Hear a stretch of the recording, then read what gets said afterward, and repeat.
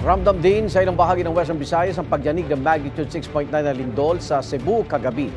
Ang iba raw sumama ang pakiramdam kasunod ng lindol. Live mula sa Iloilo City, may unang balita si Kim Salinas ng GMA Regional TV. Kim? Igan, suspendido ngayon ang trabaho sa Iloilo Provincial Capital matapos ang malakas na pagyanig kagabi. Sa ngayon, nagsasagawa na ng structural assessment ang Engineer's Office at PDRMO sa posibleng epekto ng lindol. Naramdaman din sa Iloilo City ang malakas na lindol pasado alas 9 kagabi. Ang ilang residente nagsilabasan mula sa kanilang mga bahay.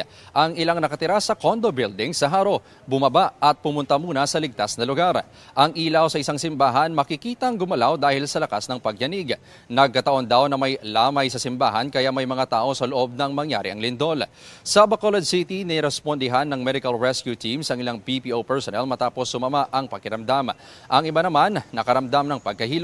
Ang ilang nakakulong sa Police Station 1, pansamantala ring inilabas dahil sa lindol. Mahigpit namang nagbantay ang mga police personnel.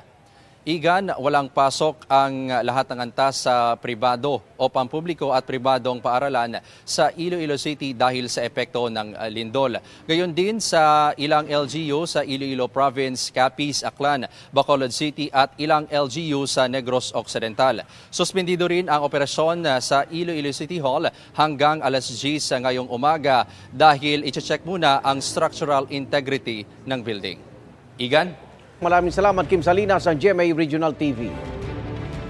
Igan, mauna ka sa mga balita, mag-subscribe na sa GMA Integrated News sa YouTube para sa iba't ibang ulat sa ating bansa.